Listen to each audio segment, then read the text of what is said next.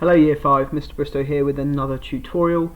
This time it is for Thursday's English session and for the blue and green group.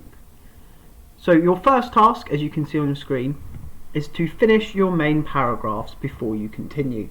So by now you should have completed your introduction and 2 to 3 paragraphs explaining point of view and then the evidence which backs up that point of view. And remember, we're doing it in a balanced manner. So for every time you say the moon landings were fake, you have to provide something else that says the moon landings were real, because at the end of this you want your reader to make an informed choice, and that you need to make sure that they haven't been led by you. So if you've only included evidence to say it was fake, chances are at the end they will think it's fake.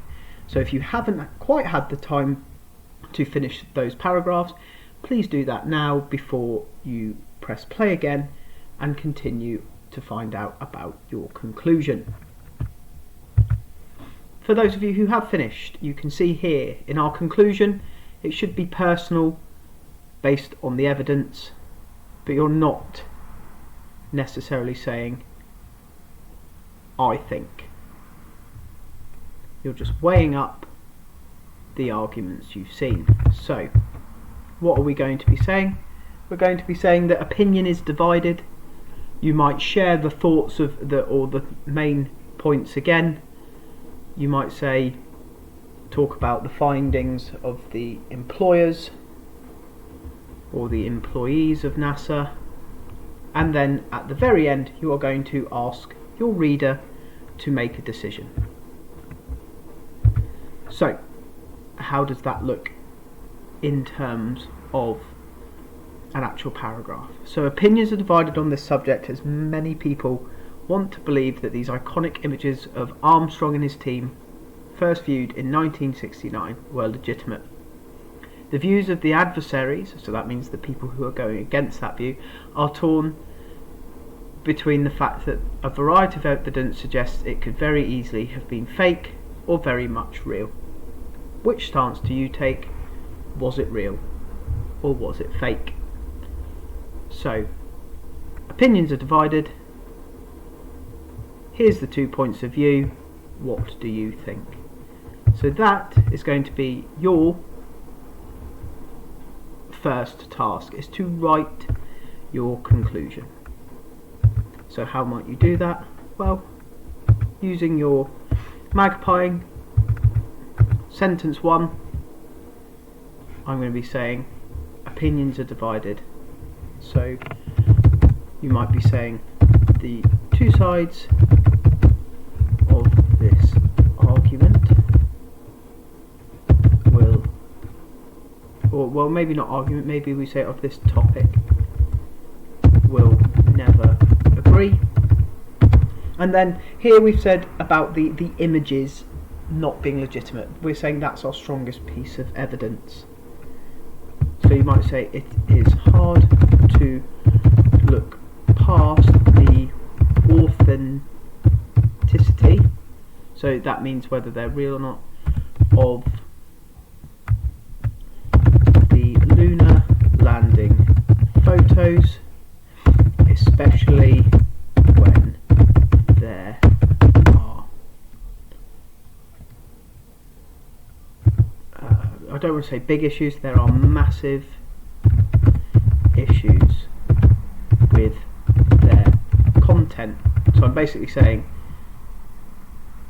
I think that it's fake because you've seen the flag flying with no wind, you've seen the letter C on the rock because you've seen no stars in the sky. There's massive issues with the content of these photos.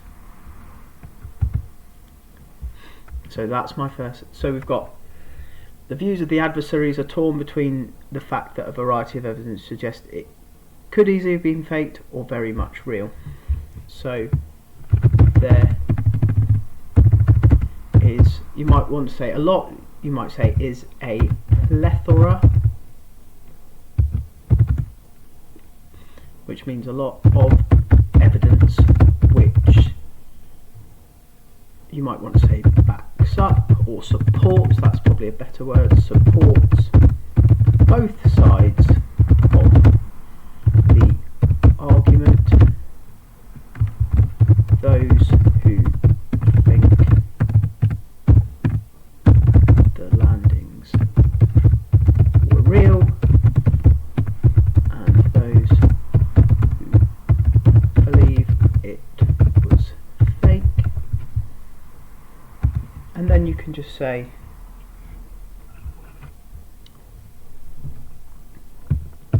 instead of what stance you take, what is your opinion?